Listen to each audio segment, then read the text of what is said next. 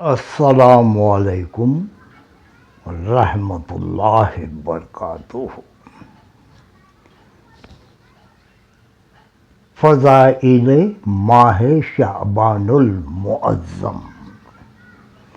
بسم اللہ الرحمن الرحیم۔ بیاں ہو کیا فضائل ماہ شعبان المعظم کے، آیا اس چاند میں ہوتے ہیں جلوے رب اکبر کے۔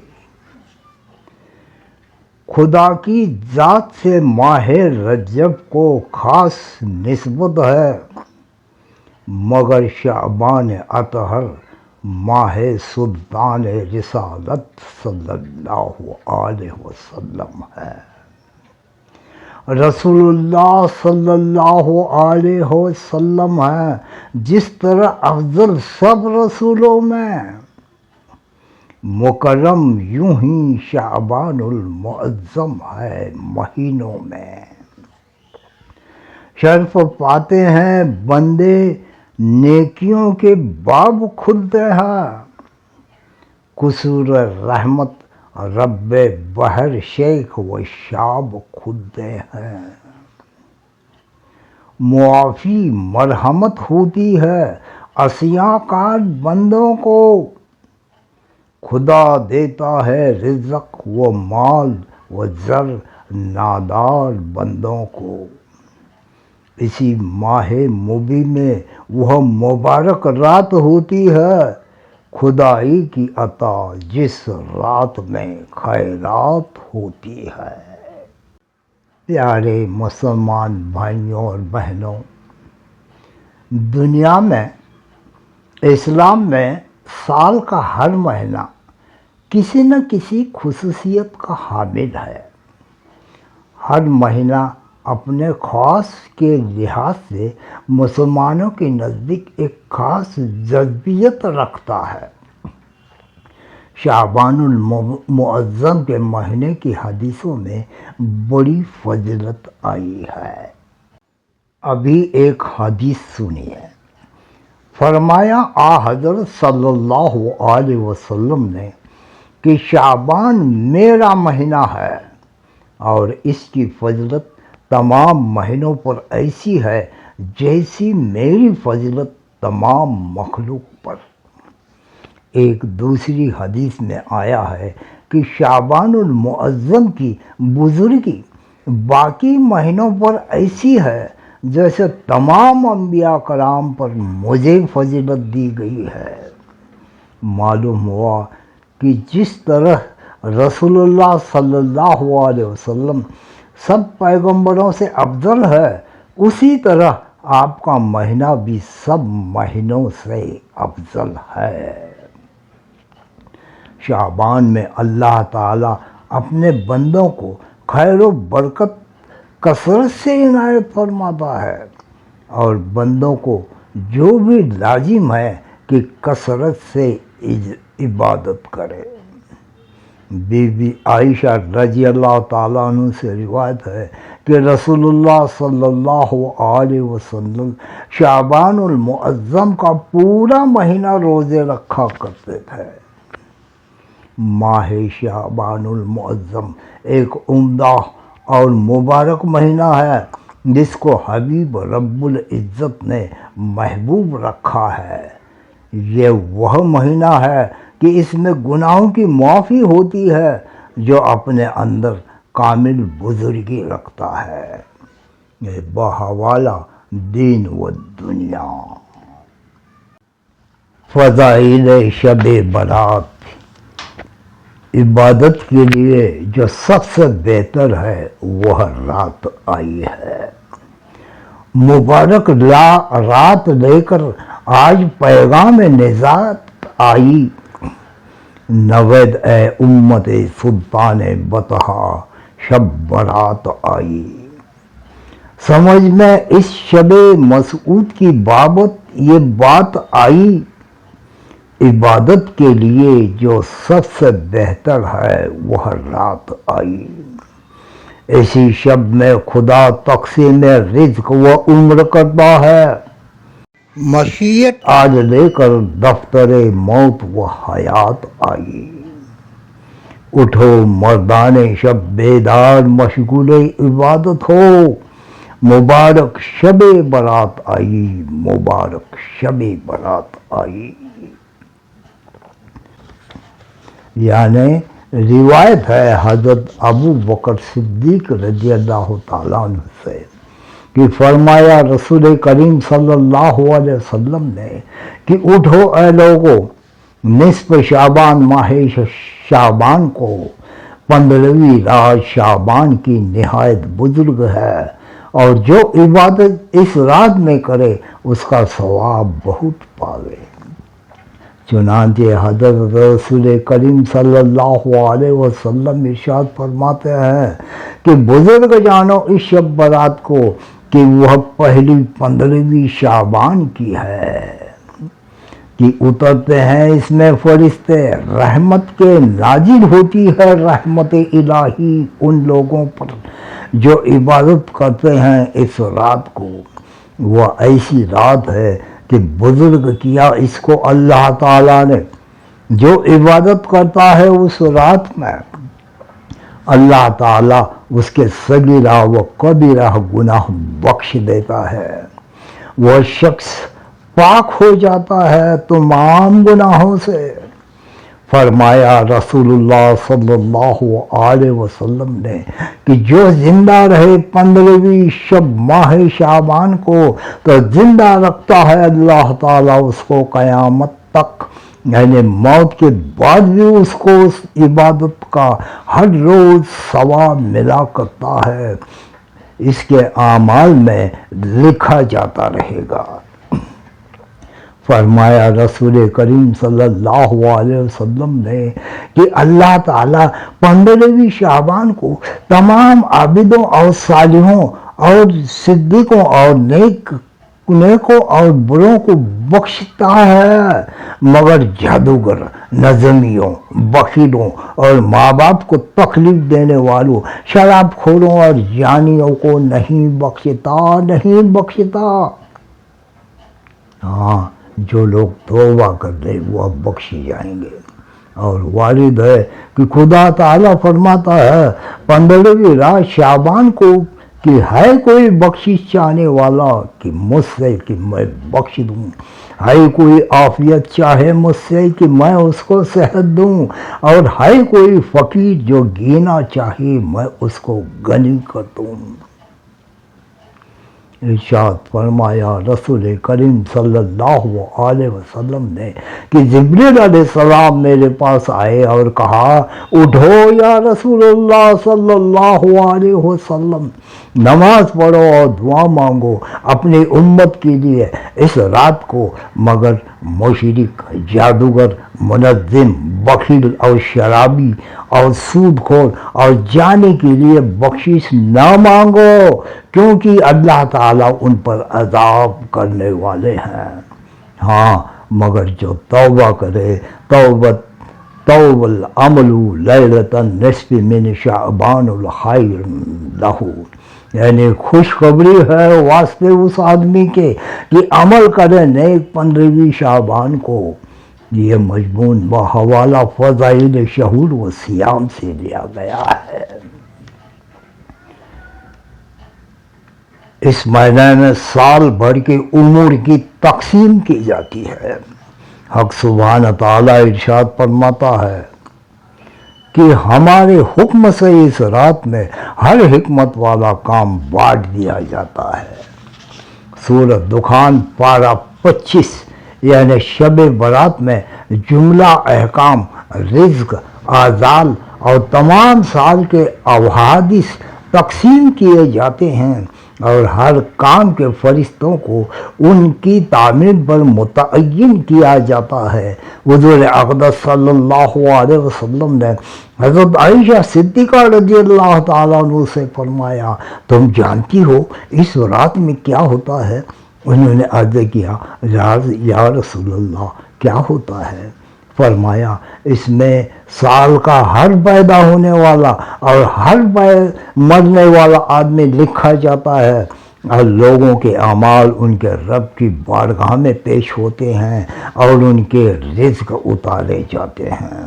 یہ حدیث بہقی شریف کی ہے۔ اس رات میں رحمت الہی کا نزول ہوتا ہے۔ رسول اکرم صلی اللہ علیہ وسلم نے فرمایا کہ اللہ عز و جل شب برات میں میری امت پر بنی کلب کی بکریوں کے بالوں کے برابر رحمت نازل فرماتا ہے۔ یہ بیان تفسیر کبیر سے لیا گیا ہے۔ یعنی صفحہ اس کا خلاصہ اس طرح ہے کہ بنی کلب عرب میں ایک قبیلہ تھا، ان کے یہاں بکریاں کثرت سے تھی۔ مسلمانوں کی مغفرت ہوتی ہے۔ سرور عالم صلی اللہ علیہ وسلم نے فرمایا کہ حق تعالیٰ اس رات میں تمام مسلمانوں کی مغفرت فرما دیتا ہے، سوائے مشرک، کافر، جادوگر، نجومی، جانی، شرابی کی ناپرور، سود خور، ماں باپ کی نافرمانی کرنے والے اور رشتہ توڑنے والے کو نہیں بخشتا۔ عبادت کی فضیلت کے بارے میں تفسیر کبیر میں اس طرح بیان آتا ہے۔ رسول اللہ صلی اللہ علیہ وسلم نے ارشاد فرمایا، جو شخص اس رات میں 100 رکعت نفل پڑھے گا، رب تعالیٰ اس کے پاس 100 فرشتے بھیجے گا، 30 جنت کی خوشخبری سنائیں گے، 30 دوزخ کے عذاب سے معمول رکھیں گے، 30 دنیا کی آفتیں دور کریں گے اور 10 شیطان کے مکر سے بچائیں گے۔ تفسیر کبیر سے بیان دیا گیا ہے۔ حضرت علی مرتضیٰ رضی اللہ تعالیٰ عنہ سے مروی ہے کہ حضور پر نور صلی اللہ علیہ وسلم نے فرمایا، شب برات آئے تو رات میں قیام کرو، یعنی نماز پڑھو اور دن میں روزہ رکھو۔ یہ حدیث ابن ماجہ سے لی گئی ہے۔ امراض و وبا سے نجات، رزق میں وسعت اس رات میں ہوتی ہے۔ نبی کریم صلی اللہ علیہ وسلم نے فرمایا کہ اللہ تعالیٰ اس شب میں غروب آفتاب کے وقت آسمان سے دنیا کی طرف نزول اجلال کرتا ہے اور ارشاد فرماتا ہے کہ کیا ہے کوئی مغفرت چاہنے والا کہ میں اس کی مغفرت کروں؟ کیا ہے کوئی روزی مانگنے والا کہ میں اس کو روزی دوں؟ کیا ہے کوئی گرفتار بلا کہ میں اس کی عافیت دوں؟ کیا ہے کوئی اور ایسا؟ اس قسم کی ندائیں صبح تک ہوتی ہے۔ یہ حدیث ابن ماجہ سے لی گئی ہے۔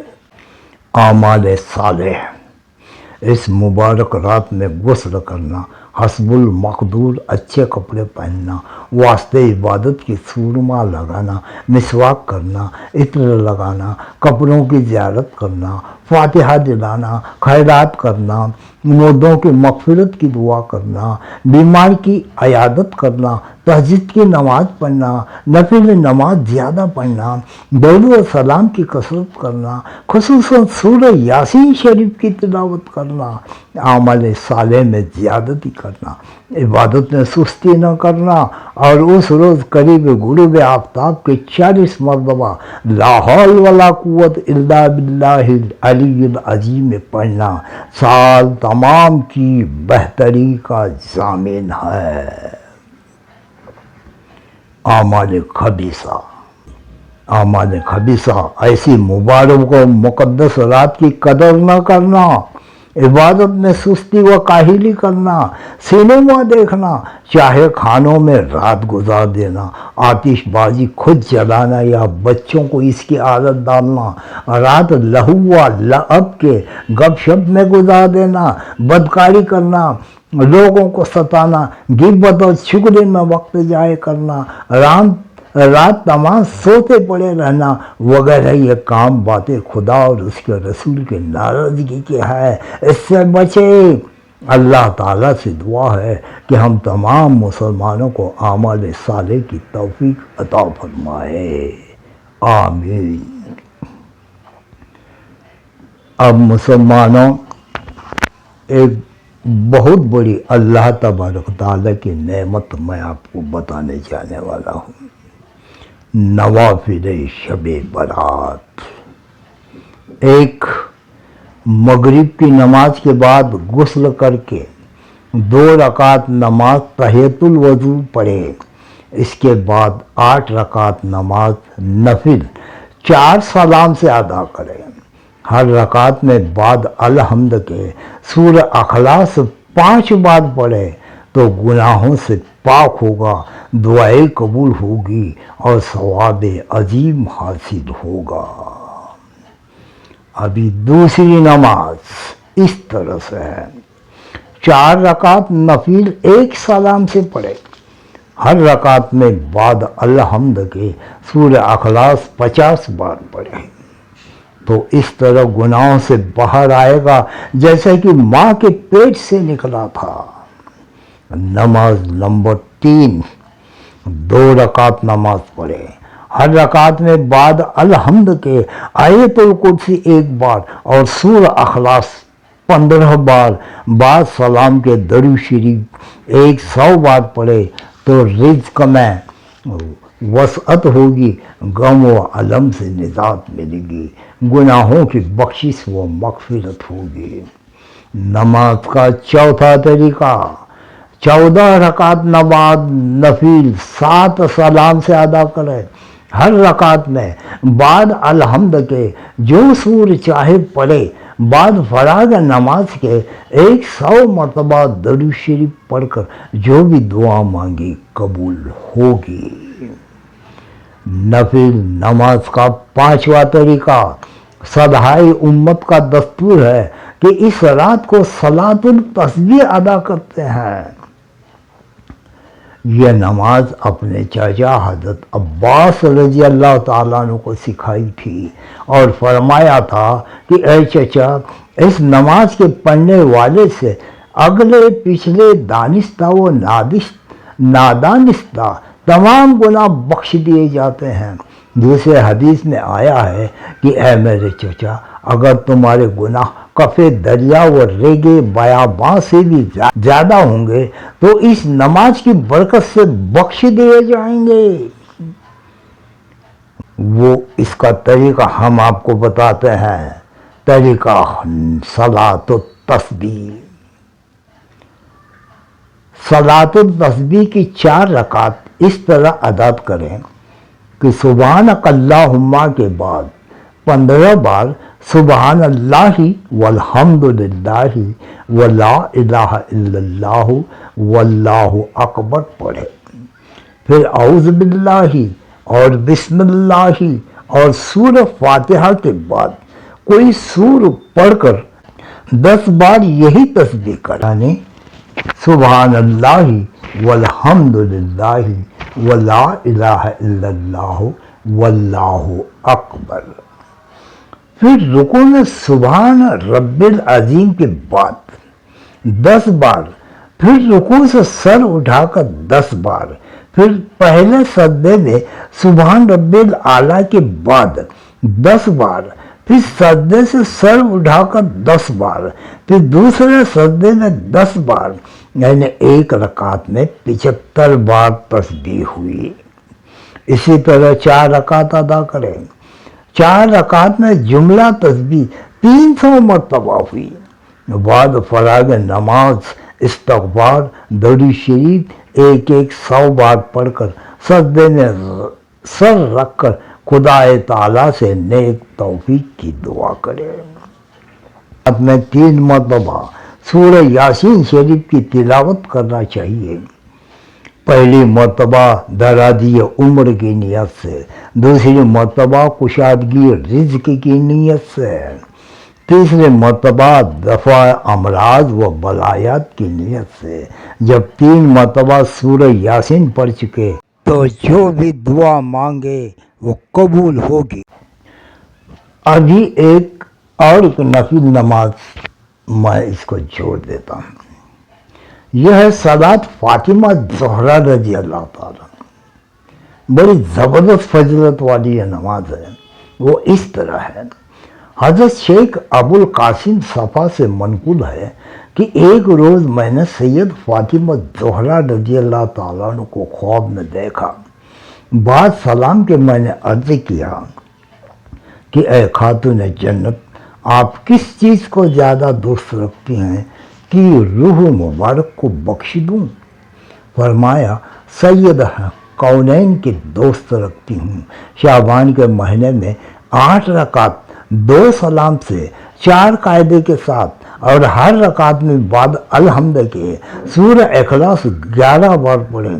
جو کوئی یہ نماز ماہ شعبان میں پڑھے اور مجھے اس کا ثواب بخشے تو اے ابوالقاسم، میں ہرگز قدم نہ رکھوں گی جنت میں جب تک کہ اس کی شفاعت نہ کراؤں جو یہ نماز پڑھتا ہے۔ اکثر سدھا یہ نماز 15 شعبان کو ادا فرماتے ہیں۔ اس کا حوالہ ہے بحوالہ فضائل شہور و سیام مبارک دن۔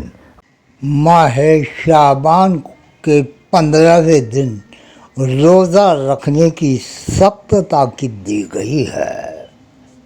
ان عبادتوں کے ساتھ روزہ رکھنے کی بھی ہمیں اللہ تبارک و تعالیٰ توفیق دے۔ آمین آمین آمین۔ انشاءاللہ۔ اللہ حافظ۔